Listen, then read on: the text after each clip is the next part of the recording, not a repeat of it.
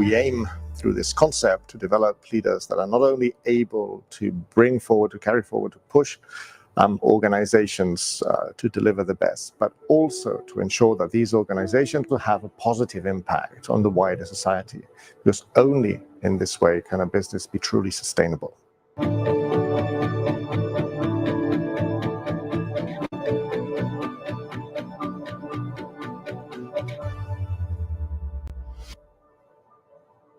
As a hub, we are aiming to connect the big problems of the world that are also present in corporations through our training programs that are facilitated by academics and researchers that are truly state-of-the-art in terms of sustainability.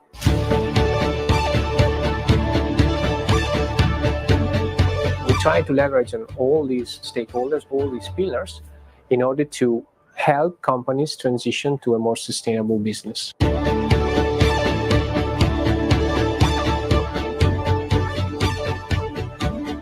I'm working towards integrating and applying a model of marketing that is more responsible in terms of how we communicate, with whom we communicate, how we create value, but also how we use data. There are many aspects of marketing that need to be reimagined for this discipline to become responsible and contribute to positive, sustainable development. We strongly believe in systemic change, which requires the collaboration of for-profit actors, non-profit actors, academia, schools, NGOs, and it is important that we are coherent with that vision. The Sustainability Hub of EADA allows to consolidate, to visualize, and to foster all activities that we develop at EADA in the areas related to sustainability.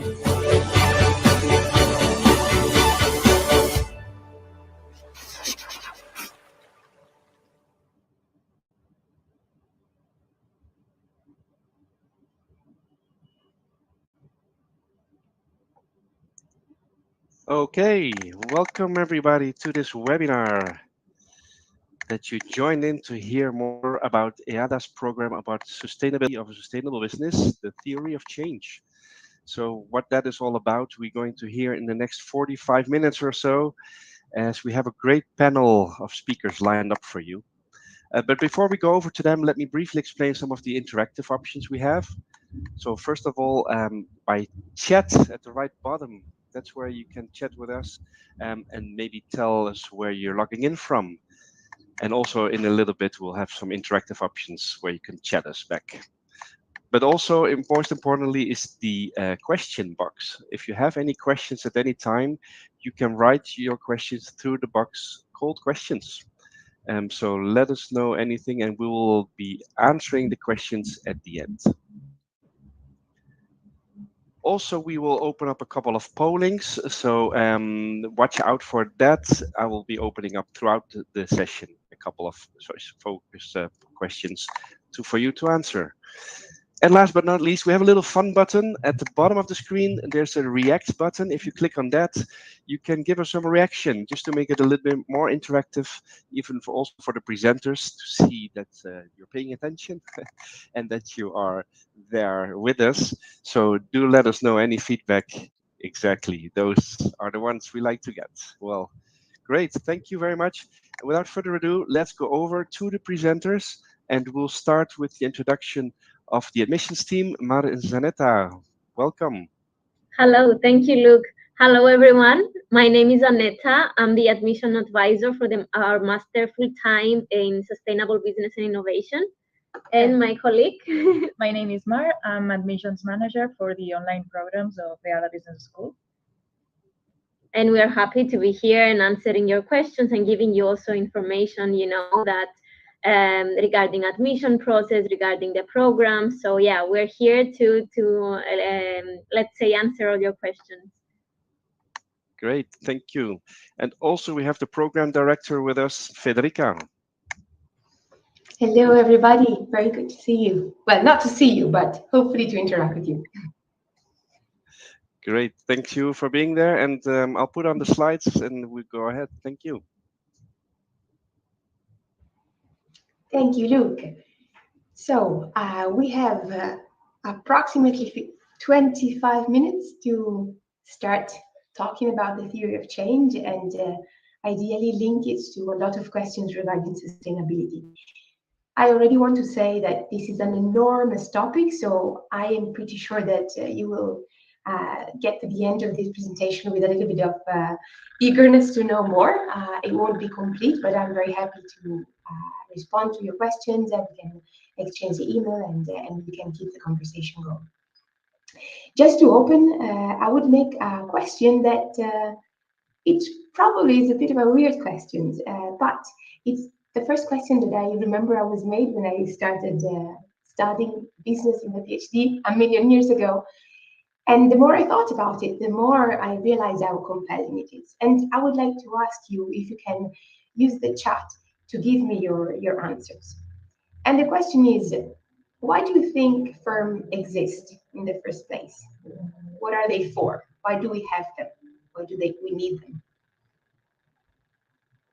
I don't know if you can feel brave enough and fill in the chat to create jobs. Awesome. It's a nice point. See if someone else is willing to share. There is no, I mean, there are some right answers and some completely wrong answers, but it is a question that has been explored for decades in business, and so answers could be more or less technical. Economy, I would love to have a verb attached to that. Foster the economy, destroy the economy, or push the economy, provide solutions to problems. Oh, that's my dream. Thank you. Ziaula. And provide value. Excellent. This word also value is quite tricky because there are many forms of value. In economics, traditionally, we have studied economic value, but we have seen that we need more than that. Support society. Oh my goodness, you are very inspired.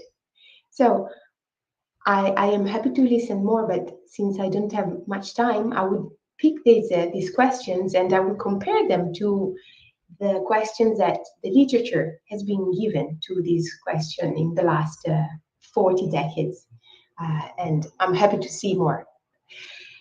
The keywords, as you see, are efficiency, maximizing profits, create economic value, of course, create employment. And if you see that the first people who studied firms and why firms exist basically looked at very much to a topic of efficiency, trying to understand that if we use other forms of transactions, of exchanging goods and services, we probably are not as effective. If you use the market and try to see all the providers of services, and then we look at demand and we try to make efficiency out of this, the best way to do it is probably through a structured organization that has some level of bureaucracy. And this is why firms came to be.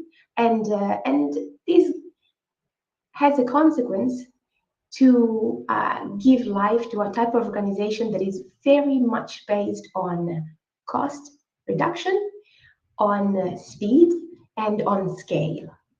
So you can see it every day.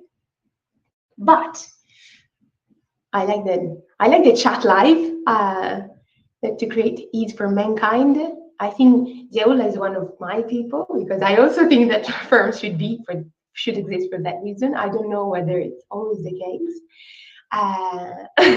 And many firms are also not efficient, indeed. So I wanted to open with these questions because even if companies exist to some extent to make exchanges efficient, we are in a situation where we are so embedded in one vision of what companies should do, create goods and services at a reasonable price for everybody, that we have lost touch with the resources we need to create those companies and to make those companies work, but also to give employment and support society, as you have been saying. So here I've put a couple of quotes that I like from two of the books that I also recommend. I will recommend some at the end. One is from Jason Hickel, Less is More. And he's saying, to keep energy flowing when the sun isn't shining and the wind isn't blowing, but is using renewable energies, it will require enormous batteries at the grid level. This means 40 million tons of lithium, that is 2,700% increase over current levels of extractions. So this means that even if, in the possibility, we turn to solar energy and wind energy, we will still have to produce this type of energy, so putting up solar panels, etc., and producing solar panels and producing solar energy will be very costly in terms of resource extraction from the planet, from the mines. So he goes on saying that with every year that goes by, it becomes more and more difficult to extract the same amount of materials from the earth, because the earth is finite. It's not infinite like the growth that a lot of companies want to have. And as we exhaust easily accessible reserves of mineral and metals, we have to dig deeper and more violently to get more. So we want companies to be efficient. We see companies growing over and over to create further efficiency and accessibility for everybody, but we're losing touch of what that means in terms of extraction of resources from our finite planet. And this is not only a matter of resources and environment, it's a matter of social issues. In another book that I recommend reading, The Prosperity Without Growth, Tim Jackson said that between 2000 and 2014, average commodity prices, so things that should be accessible to everybody, more than tripled, leading to someone observers to talk of a resource price super cycle and to call for an urgent resource revolution. So things are becoming more expensive, they're becoming more scarce, people have difficulty accessing them, and this creates further inequalities because not everybody can access these resources. And in the bottom line is that even if we go for a world where everything is sustainable and we use renewable resources, we cannot think of infinite growth as a path to go on because our finite planet cannot provide the resources for that. So that is why it's so important to go back to the questions, why do firms exist? And should they really exist in the way they exist now? I don't think so. And I think that Zeula agreed with me, given her comments, which means I will not spend too much time on this, but it is an important model that I would like you to think about when you start studying sustainability. That is, firms should, and managers within firms should understand how to develop their business within the planetary boundaries. I am giving you the link to this picture that was created by Kay Raworth. It's about donut economics, a beautiful new theory that is reimagining what economics should look like in a world that considers that we live in a planet made of finite resources, and so considers the 8 boundaries that shape our planet. And she suggests that all businesses should not operate below the social foundation. That is, each company should grant some level of well-being for the people who work in it, but also in terms of the services that are provided to society, to citizens and customers. But this should not be made at the expense of our planet and the resources, be them the climate boundaries, the soil boundaries. We cannot exploit the soil so much that it stops being fertile. We cannot fish so much that there are not fishes in this. There's no fish in the sea, and this ultimately will affect life on Earth. So we have to reconnect business to the planet and rethink about economics and business within those boundaries, which is not something new. The bad news is that so far it was not the mainstream, but the good news is that it is becoming, and it is becoming dominantly one of the views that are now pushed by regulators and by a lot of companies.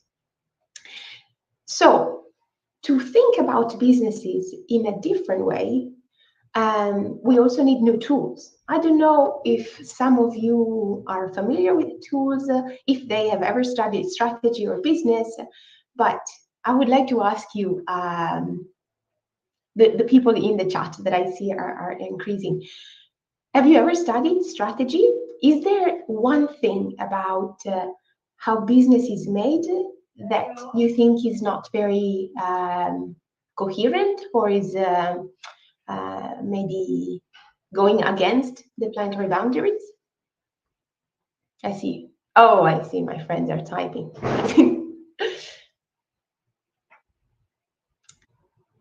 Anything? Yeah. So you studied business. And the best in strategy. There are. Well, I've been teaching strategy for many years, and I also realized that I have to make a lot of changes in the tools that I suggest as my students to use when they want to design a good strategy. So while I wait for you to tell me if there are things in how companies make strategy that do not resonate with you or seem to be contradicting between business sustainability and societal sustainability, I would like to start offering you a new tool that I think is one of the most valuable tools ever. Actually, to be even more provocative, I would like to cite a friend who is the president of B-Lab Spain.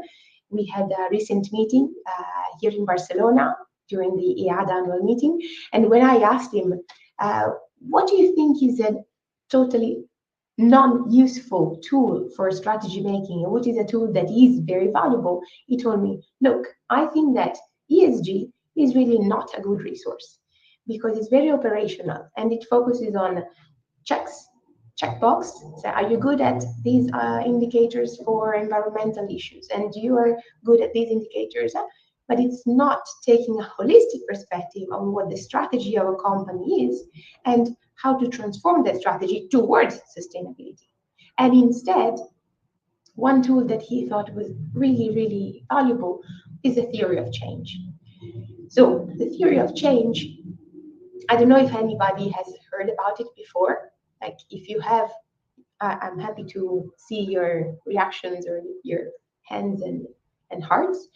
I think it's a beautiful tool that enables managers to describe a problem that the company is willing to address and put together actions that are necessary in order to achieve that the solution of the problem. Oh, wow. There are some innovators in the chat. I want to first make a disclaimer. So usually when we teach theory of change, we do workshops that last many, many hours. So I guess that these 10 more minutes that are left are not enough. But the starting point to a good theory of change that is different from any other strategic implementation tool is that you are not starting from the question, how do I make greater profits than my competitors, or how do I achieve that specific positioning that differentiates me, but what can my company, with its resources and its capabilities, can solve? What social or environmental problem we have the power to help to address, help to solve. Of course, there is no one single company that can solve one problem like climate change or economic inequalities just by themselves. We need a system for that next seminar. But the theory of change pushes you to identify a problem and say, hey, maybe since I am a company that is into education, why don't I help people who don't have access to education to have free access or to have an easier access, or I destroy the barriers that impede their access to education. So the theory of change is based on the assumption that a company wants to solve one problem, and that problem is external to the company. It's not how do I get more customers, is How do I solve this water crisis in Barcelona? How do I enable these people to access the level of nutrition they're not getting? How do I help people understand that business goes beyond profits? So these are much bigger questions. But then, even if you start from a big questions, the theory of change helps you to narrow it down. So I'll show you some pictures of how the theory of change may look like, because it's not only nice because of the thinking process it has, but also how it looks like. So it has to look like a process. Usually you start with the problem, you test the assumptions of that problem, and you go on with what could be the actions, the outputs, the outcome, and then the final impact. I have a couple of changes. One is about material poverty and how to reduce poverty. And if you see, there's always like a beginning, what can I contribute, what activities I can make, what are the outcomes, and what are the impacts. Careful, because an outcome is not an impact. Impact is a change in a certain indicator. It could be the level of pollution, it could be behaviors of people. Outcome is just a product, the end of a process. For example, if you start your master's in EADA, I tell it all the time and people get very depressed because you may get a diploma, but the diploma is simply an output. You're not changing the world just because you have the output. The diploma tells you that you have attended all your classes, you have been good at school, you have studied, but the impact is, what do you do with that diploma? Will you be able to join a company that was not sustainable at all and will transform it? Will you become an entrepreneur and create a company that saves millions of lives and the planet? That is the impact, and I am going to be here, hopefully, to check what is happening to some of our students. And we will actually have one joining us quite soon. So you can test, I will test her impact, and if you want, you can make questions to her as well. So, theory of change. This example of theory of change is very nice because I really like the theory of change that B-Lab has put into place. B-Lab, for those of you who don't know it, it is an organization. It's a global organization that is active all over the world. And they are the ones that provide the certification for B Corps. B corporations are those organizations that want to be the best, not only in the world, but also for the world. So they put into practice also environmental, social, governance indicators, and they strive to rethink the role of business in society. EADA has a strong connection to B-Lab, Spain, and they have a beautiful theory of change. I will maybe make some examples, not too many, but I would like you to see what are the key points of their theory of change. This is how it looks in general terms. If you see, there are problems at the very beginning, and then there are the consequences of a certain problem. It leads to stakeholders because, as we said before, as I said before, you cannot solve a big problem by yourself. You have to do it with someone else. So who is going to help me? And then what actions I can put in practice, intermediate outcomes and final outcomes. We'll enter into more detail right now. So first, the problem. We have seen that you cannot put a problem like, oh, I would like to make more money. Oh, I really need more customers. Oh, I need to be better than my competition. No, this is not a real problem. This, at least for someone who's interested in having a sustainable strategy. That should be everybody. When you try to identify a problem, first is go beyond the labels. It's very easy to talk about pollution, about climate change, but what does it really mean for you, for the organization, for the people you're serving, for your customers? So find the root causes and always motivate with data. As I always say to my students, become the nerd, because you need to familiarize so much with the problem that you can identify so many opportunities behind that problem. So if you're interested in truly developing a good theory of change, you have to see at the negative consequences that problem generates. Why is biodiversity loss bad for you? How is it bad for Catalonia?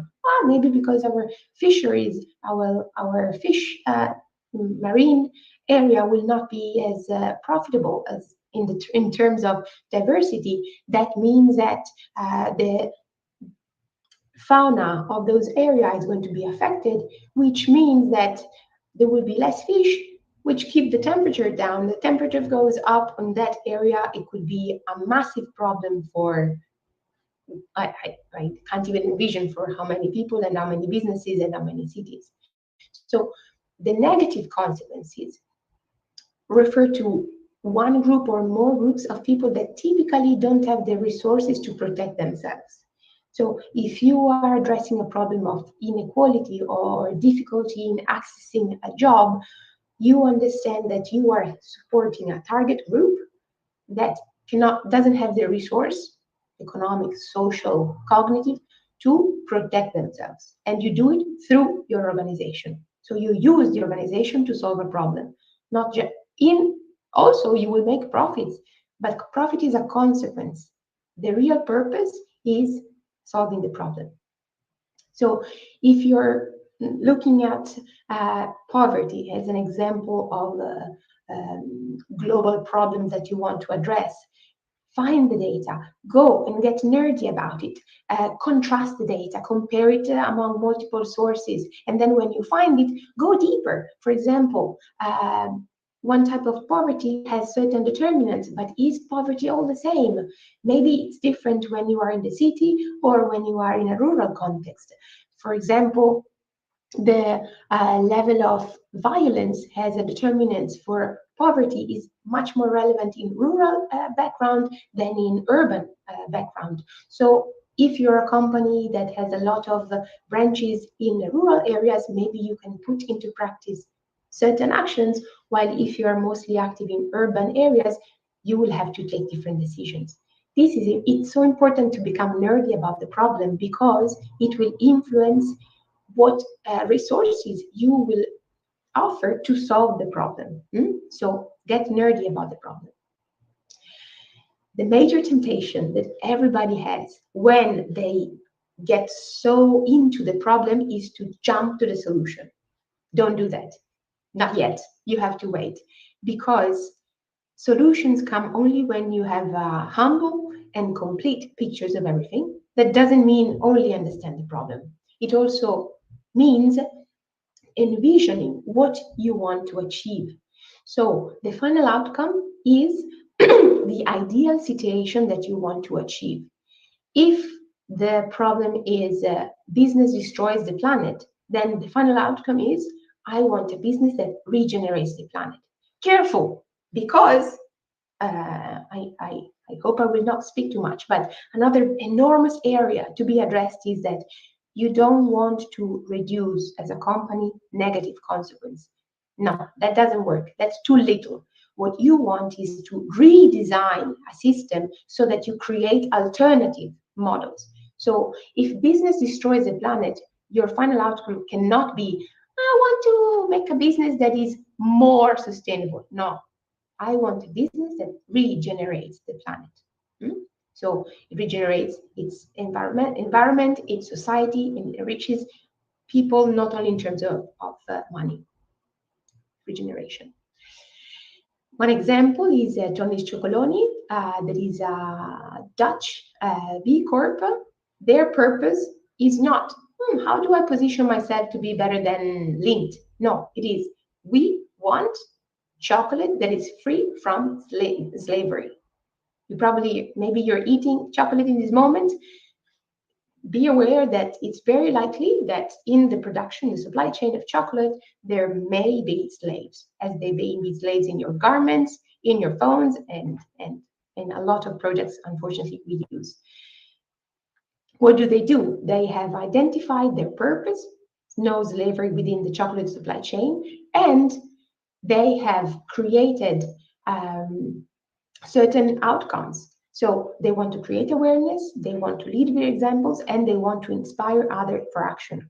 After they have done that, then they have entered into specific actions. This is a nice way to think about it. Understand the problem, understand the final outcomes, and then work with the actions. And very important step that you don't want to miss is the intermediary outcomes. Why? Because a lot of times when we think of a final outcome, and here we have the example of B Lab, it will be very, very hard to achieve. They are going to be so ambitious that people will think you are a dreamer. And you probably are, and you should go on being a dreamer. When your problem is that business and the economic system are contributing to degenerating the environment, and you want to regenerate it, people will say, yeah, but how do you get there? And that is where the intermediate outcomes are important. Those are those actions that if they don't take place, then you will not be able to achieve your final outcome. So if we really want to think of business that is regenerative and contributes positively to society, for example, one thing that has to happen, yes or yes, is that business decision-making processes and incentives must take into account all the stakeholders, not only shareholders. They may need others. And business should be made accountable for their negative impact on society and the environment. It's not called externalities. They should not be called externalities. They should be very much internalities. So if you pollute a river, you're responsible for that. These are all intermediate outcomes that need to be thought in order to get to the final outcomes.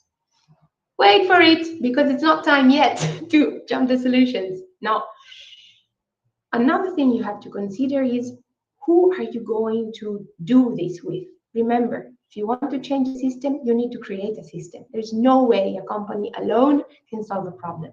So you have to map very carefully who are the stakeholders that are going to help you, who is on your side, who has an incentive in also solving the problem, and maybe as complementary skills and capabilities. For B Lab, this is, of course, the companies, but also businesses. It's academics like my colleagues from the Sustainability Hub who are doing research on sustainability, and so far. Next step is, well, these are examples of, we're actually doing it at EADA because we are professors, but we're also a little bit activists, and we do have alliances with B Lab in order to push Barcelona to be an example for sustainability for other cities. Then, then the activities. So what actions can you put in practice to solve the problem, thinking about your final outcomes and the intermediate outcomes, doing it with your partners?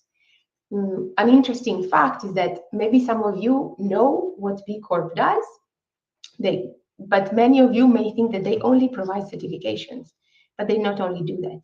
What they really want is to change the perception of business in society. So, for example, one thing that they do, and maybe not everybody knows, is that they have developed the SDG Action Manager, which is basically a certificate that directly competes with their certificate, because they really want to push a change in business. I know that I don't have a lot of time, so I have to stop here, but this is just a tiny little seed in what it means to trigger a change in a company. There is so much to do, and that so much has to do with the system change, with understanding the life cycle of products and services, and eco-designing it in a way that is sustainable. That is all the field of measuring the impact that you want to have without confusing it with what is not impact. It's just activities or output. There is all the field of sustainable business models. How do you design companies that can provoke a systemic change?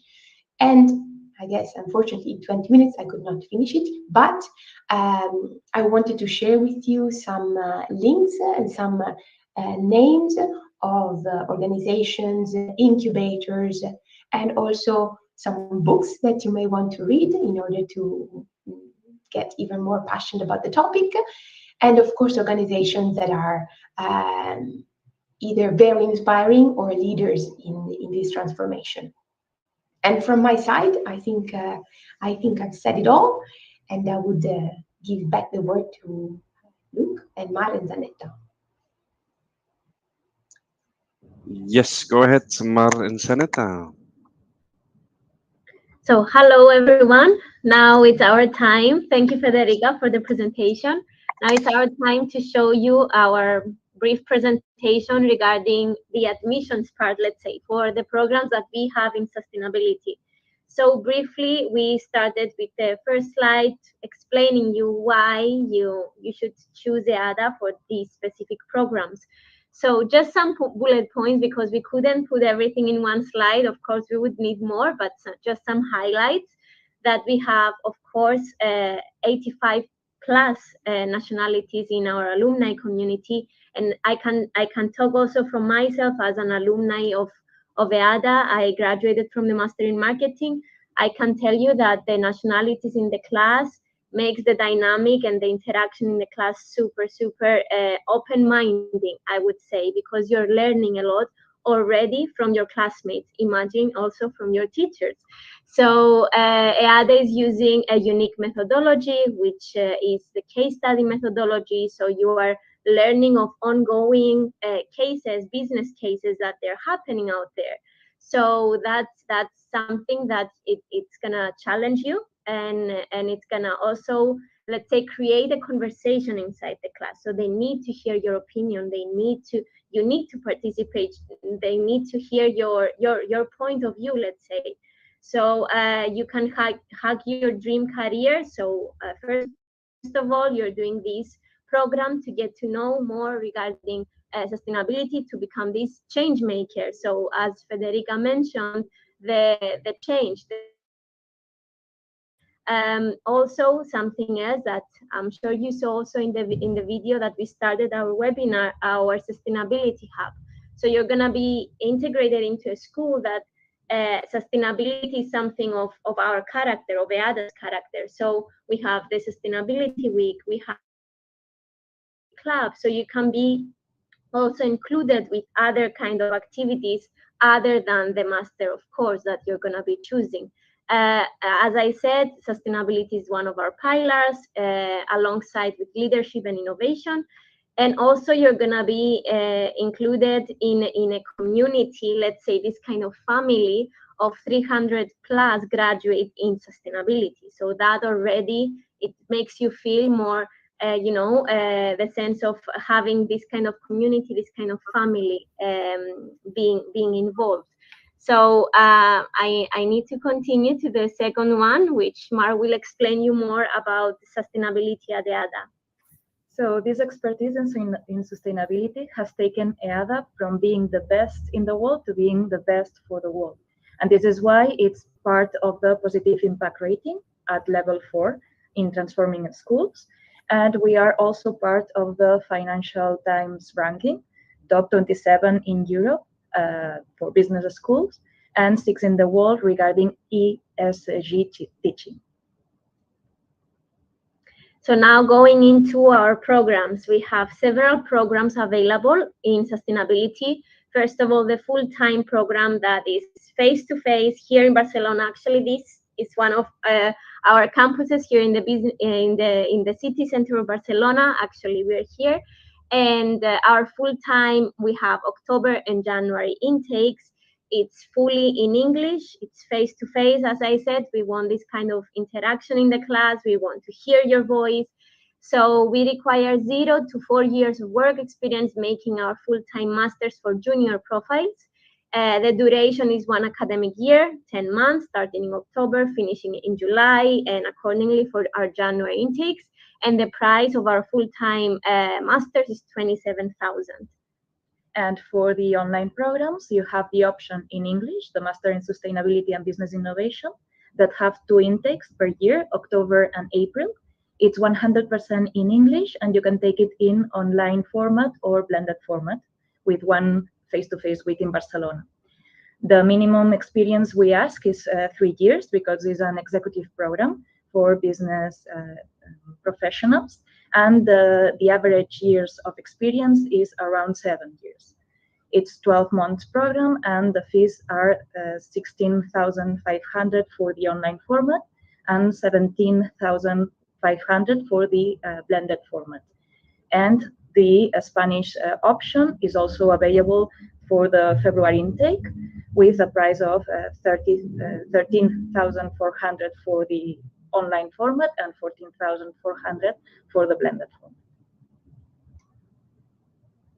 So now my favorite part. As a graduate, I think Marlene can tell us after our presentation, she can, let's say, reassure us that this part of EADA is something very unique. So EADA is focusing, of course, on the hard skills, so the core content of the program, the exams, the classes, the challenges, but also they're focusing on soft skills. So something that I really appreciated, and I saw a lot of change in professionally and personally as a person, is the leadership development program.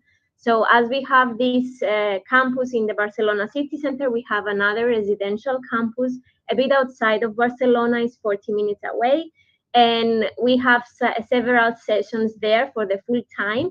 Now for the online programs, you have the option either to follow this program online or have the possibility to live the experience face to face.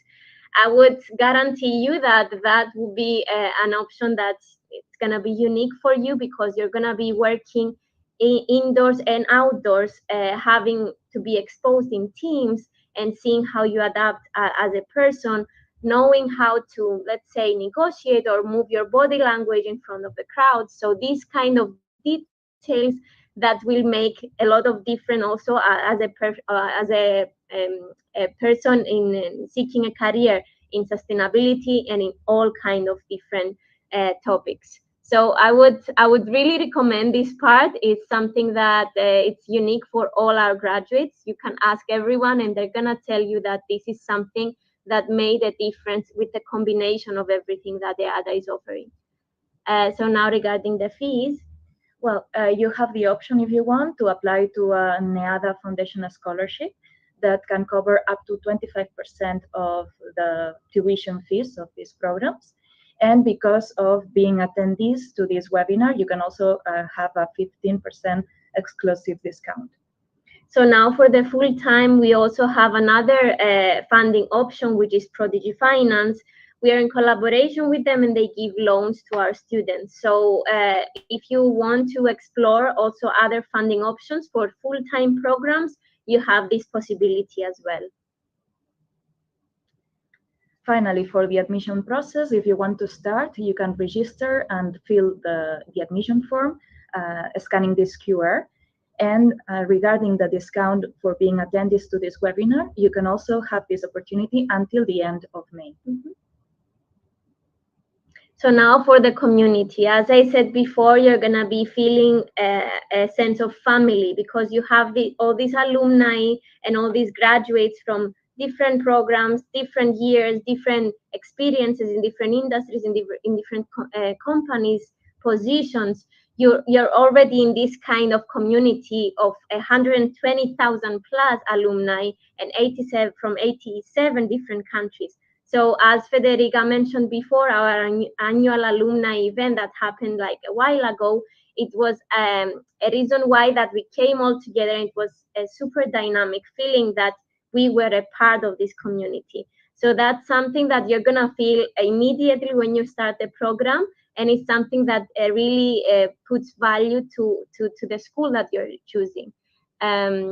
Just to finish off, it was a quick presentation. We know we passed everything through very quickly, but this is our contact in case you want to know more about the core content of the programs. We're gonna be more than welcome to help you.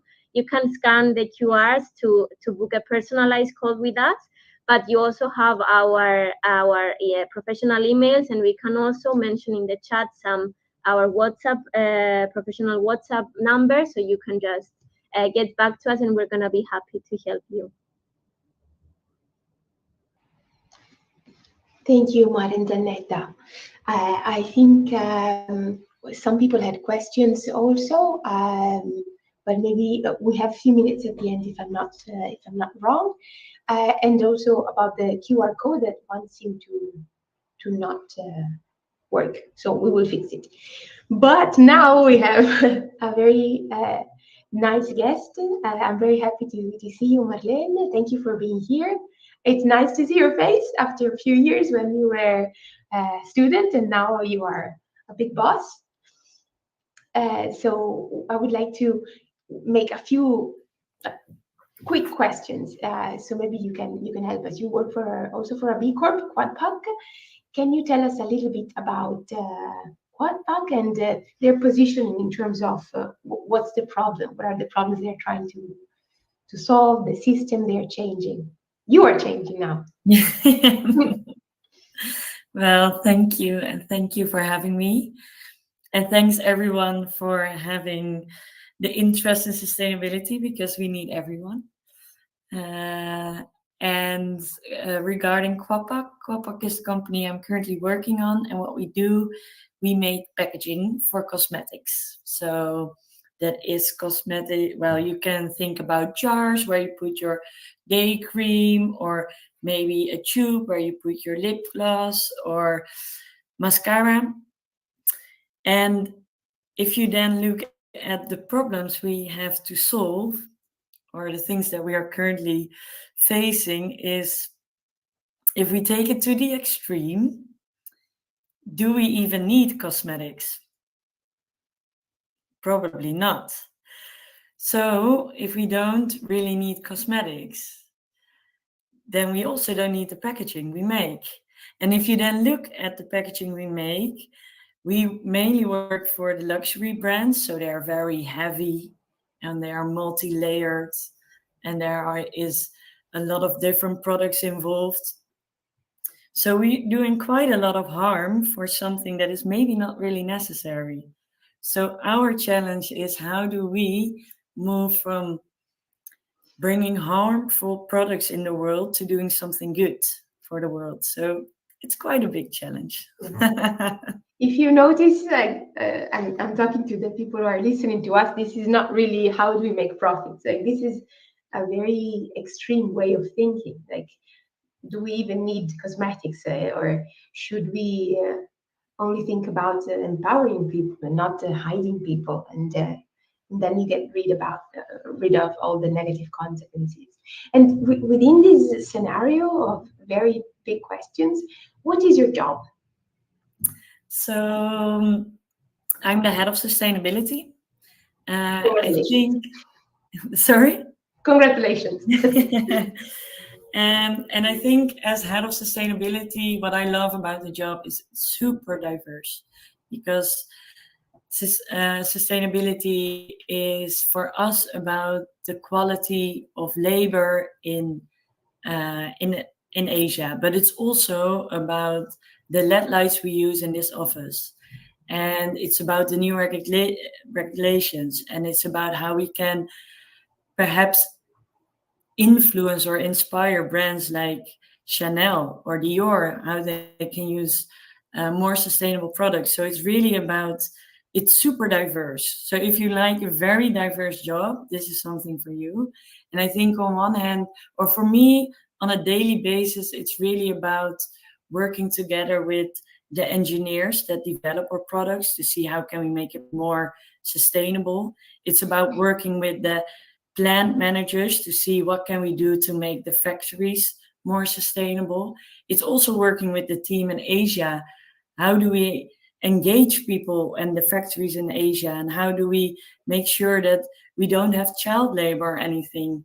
So it's super diverse, and luckily I have a very experienced and good team to help me with that, so I can focus on all the broad stuff and support them where needed on sustainability. That seems very interesting and challenging at the same time. So, well, I remember when you were a student, you were already brilliant, so it's no surprise that you're about to have a very nice job. But I think that this is something that both current students and also candidates want to know, that is, how is a master helping in shaping you for the position? Of course, a master cannot teach every single detail or every tool available, but what is it giving you? A certain framework? What does it give you? I think for me, I already had some work experience. I worked in consulting before, and I was mainly focused on environmental sustainability. So for me, the master really brought the broad scope, because sustainability is way more than only the carbon footprint. And for me, the master helped me with understanding also the social and the ethical problems, or the challenges maybe, and the integrity. So it really opened my eyes, not only to focus on, maybe not everyone has heard of it, but most of the people talk about people, planet, and profit. I knew a lot about profit and profit making, and also a little bit about planet, but not a lot about people. So if you're looking towards a study that is really covering all of these topics, I think this is the great one. If you like a position like mine, to have the ability to work on all these topics, I think this one is very suitable. And I think it's the perfect link for people who can work with, on one hand, the more business side, and on the other hand, for example, the engineers. So you're really becoming the linking pin between the experts, I would say, and the not experts, and the driving force, hopefully. Oh, that's interesting. I think if I have a few more minutes, I would like also to ask you if do you still have contact with some of your friends from the master? How does it feel to now not see them every day for 24 hours? And, no, luckily my best friend still lives next to me, so you're lucky. No, and so our group was 44, I think.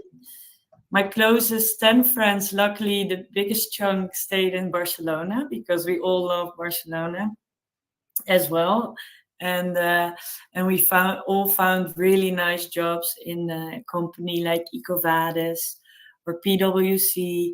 So it's really amazing to see where everyone landed.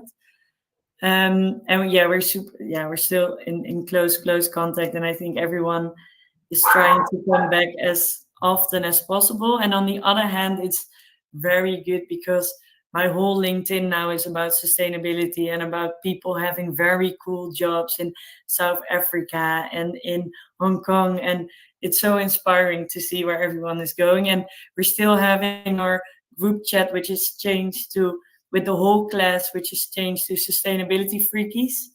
And whenever someone has a question, you can post it, and you get. I had a question about B Corp, and I think 8 or 10 people messaged me in private if I wanted to jump on a call to discuss, and that is still very nice. Yeah, that's awesome. Maybe one quick question is, do you have any advice, or is there just one advice that you could give to someone who is interested in a career in sustainability and doesn't know where to start from? What should they do? Yeah, this is my advice. There are many people who want to work in sustainability. I opened an intern position within our company, and within a week we had more than 150 applicants.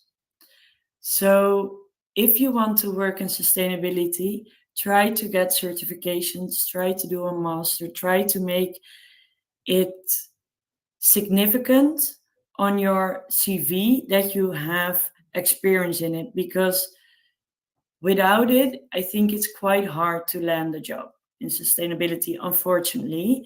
And I think if by any chance you don't get, or you don't have the money perhaps to pay for studies, then look into sustainable startups, or look into B Corp, look into volunteering positions, but start already. I saw someone that is, for example, volunteering at the Carbon Footprint Associations, and thereby she's learning a lot about KPI settings. So make it tangible, I would say. Yeah, make it visible. That's great advice. I don't know if can we accept a couple of questions, maybe for the last 2 minutes, from the people who are listening. Maybe if they can write it in the chat. I don't know if they have some curiosity, so that I also show that we didn't prepare all the answers. And one thing that I always recommend also to our candidates and students is talk to our alumni, talk to people like Marlene, connect with people on LinkedIn, because sometimes we underestimate how much people are willing to help and give us a hand. But it's good to go beyond a formal presentation. Of course, in this presentation, we are talking about sustainability and our masters, but talk to the ones who really did it and have a full perspective about it. I don't know if someone has questions. Yes, we did receive some questions, so that's where I come back in. I will read out some of the questions so everyone knows what they are about, and for it might concern you as well. Before I read them out, quick point for people that join live. Thank you already for your questions as well, but also for your answers through the polls. Also for the people watching the recording, you can all participate as well. I know these days a lot of people watch the recording, so you can also answer the poll questions and participate. And actually, you can write questions as well. We just cannot answer them right now, of course, but for the people watching the recording, we can come back to you later by email, probably. All right, so let's see, we had a question from Charmaine. Well, I'm not sure there was a question, but Charmaine has years of experience in BDS, an honors degree in agriculture economics, and also really want to do this master's degree online. Yeah, regarding funding, that remains an obstacle, and we actually did get a question as well about programs funding or scholarships. Can you say something about that? Maybe, I think that's maybe Mara Saneta. Mm-hmm. So regarding online, Mara is the admission advisor. I think you can better answer this question. Yeah, so regarding funding and tuition fees, if you want, you can apply when you register and start fulfilling the application form in one of the diverse scholarships that we have in EADA. So you will see that we have scholarships regarding excellence in your academic career. You can also apply for Women in Business Scholarship or the Diversity Scholarship. So there are plenty of options. And if you want, you can contact me through my email, and I will also give you some examples of documents that you can also add in your application form in order to get this scholarship. Okay, great. Thank you. I hope that answered that question for you. Yeah, the contacts, by the way, are in the chat. So there you found, well, you have to scroll up a little, but there you find the contacts from Mara and Zanetta. Also, I will repost again the link to the program overview and the application. As some of you mentioned, the QR seemed to not have worked. So I will drop it right now back in. Next question. Let's see. Brian is asking, are all classes presential? So I think meaning. So regarding that question, it depends on which program you're going to choose. If you're choosing the full time, of course, the face to face. So you need to be in the class, you need to be participating, and the attendance also. It's very, very a must. Let's say at the EADA.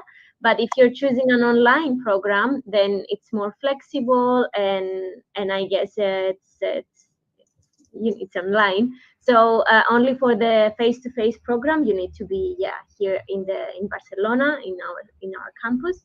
But in online, it's not mandatory. Only if you're choosing to follow the leadership development program, which is only for that period of time. If I can add something to Zanetta, maybe one thing that sets us a little bit apart from other schools is that we want to create a very close relationship with our students. So you will never be in a room with 60, 70, or even 100 people. We want to create this sense of community. So Marlene can probably say that we will never be more than 28, 25 in a classroom, because we want to make sure that you have this sense of feeling of like a family that cares for the subject. So imagine being a teacher and teaching to 100 people. You cannot go deeper in a conversation with any of them. And instead, if you have 3 hours class and you are only 28 in a room, you can go much, much deeper. And so your experience as a student is very different, because you will see how deep the relationship can become. So yes, that when it's full time, it has to be in person and full person, not only full time, but also full person. Thank you for clarifying that and adding it. Brian added something as well. He asked if hybrid is possible. So he was referring, I guess, to online and being in person. Sorry, what's the question again? If a hybrid version is possible, yeah. Mm-hmm. So in the case of the online masters, you will have a synchronous session, 2 per week of 1 hour 30 each. So the attendance is also mandatory, because we want this possibility of exchanging opinions and expertise regarding the real case studies that we have in class. And regarding the blended format, the one face-to-face week is also mandatory, but the rest will be online. Okay, great. Thank you for those additions. We had a couple more questions. Let's see. Diana was asking, is the certificate valid in Ecuador? So regarding the diploma, if you're choosing the full-time program, at the end of the year, when you finish the master, you're going to be having a diploma coming from EADA, but we're also in collaboration with the University of Vic, the UVic University, which is a public university here in Spain. And if your bachelor's diploma is eligible for the European framework, then you're going to receive from UVic an official diploma from them as well.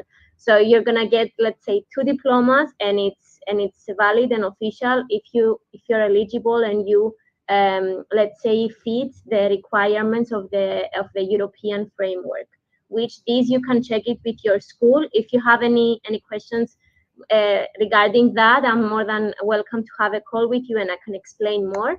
But yeah, you can check it through your bachelor's, let's say, school, and as soon as you fill this criteria, then the diploma will be valid in Ecuador as well. And regarding the online programs, they are executive international masters for professional experts who want to grow into managerial positions. It's a diploma. You will get a certificate as well from the UCL School of Management in London. But if you need to enroll to a PhD course, for example, you should move to Barcelona and take the full-time course. Okay, great. Thank you very much. Hope that answered that question. Next question we received is from, I think it's Ilaka, if I said it right. What is the average age? Depends on the program that you're asking. So for the full-time, as we said, we have 0 to 4 years of work experience required. If you have 0, perfect. If you have 3, 4, perfect still. So the average age is 24, 25 years old. As we said, is a junior profile. But when it comes to online, I guess the aging is different, the average age. Yeah, so one of the requirements for the online programs are at least 3 years of working experience, from 3 to 5. So the average age for this master's program are around 34, 35 years old. I remember, Marlene, was it with you when we did the interview that I was like insisting that you didn't come because you were a bit older than the average? It was a surreal conversation because Marlene was really motivated to take the master and said, yeah, but they are younger than you, are you sure? And in the end, it was fantastic. So it's true that we have also people who are a little bit more experienced already enjoying the face-to-face. And in the case of Marlene, they were the stars in the show and everybody loved it. Great, thank you. We have another question, actually a couple of questions. Totapo asked, I'm not sure this was covered, but do you have internships or help with this? So regarding career services, for the full-time program, you're going to have your own career advisor that they're going to guide you through in case you want any help with your LinkedIn profile, negotiating a salary, which is hard for everyone, the cover letter, CV. You will also have access to career events where different companies are coming into the campus, so you can network and maybe have a fast-forward interview with the companies that you're interested. Of course, you also have some alumni talks, so also connecting with alumni, learning about their success story, where they're working, in which position. This is as well a method where you can also network with with the graduates of EADA, and also some of your teachers is going to be half of them full-time teachers and half of them they're going to be experts from the outside world. So as I said before, your network starts from inside the class already. But in general, you're going to be having also access to some career platforms that you can see some job openings there. But in general, as a graduate, maybe Marlene can add here as well. I would suggest, if you would like to combine the full-time program and working at the same time, I would suggest the first trimester, do it full-time as a student to see how you're adapting, and maybe then start finding a job for you to combine both, just to see how you're adapting with the workload. Yeah, maybe to shortly add on that, I was working from the beginning and it is quite tough.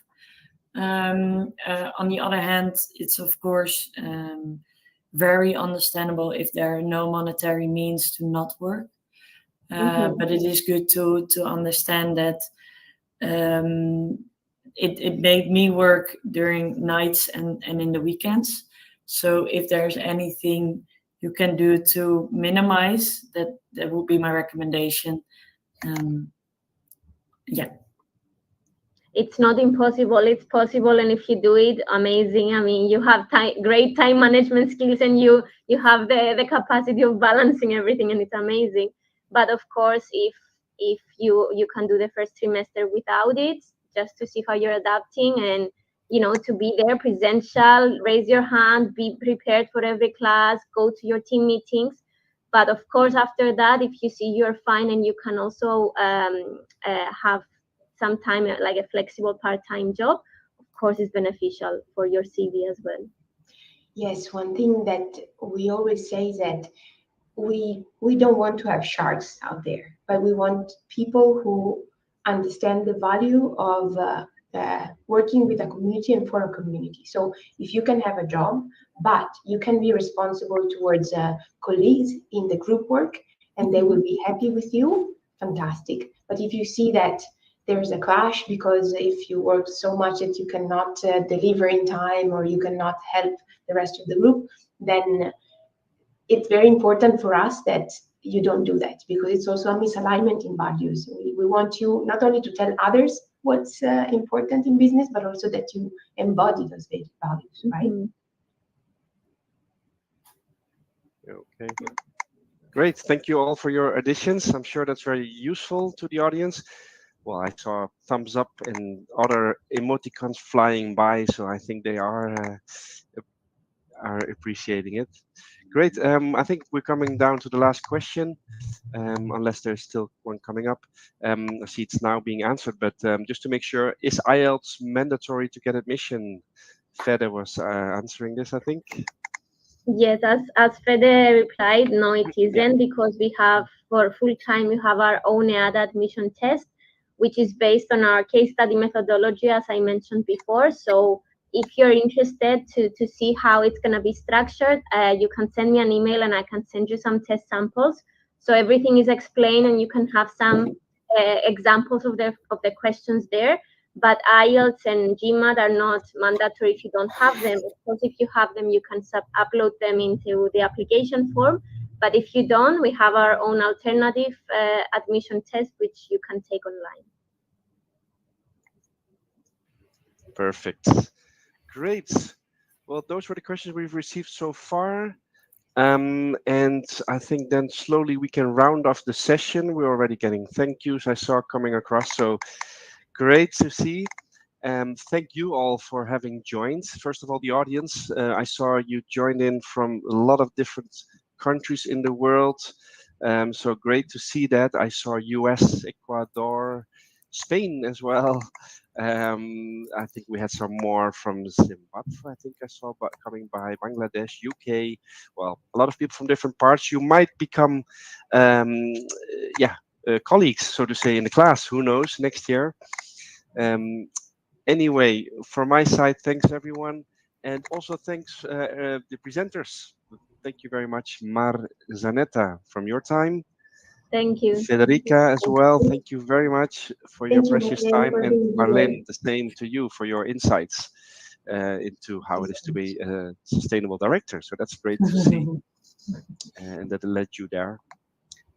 Perfect. Yeah, I don't think we have any further question. I have one more question for the audience, and that is basically to know how we did. So I'm going to publish that, I'm sorry, over some of your heads, also mine, I'm sorry, but there it is, a little polling. Thank you to fill that out to see how you felt the session went. And whilst you do that, maybe the last words over to you, Federica, to wrap up the session.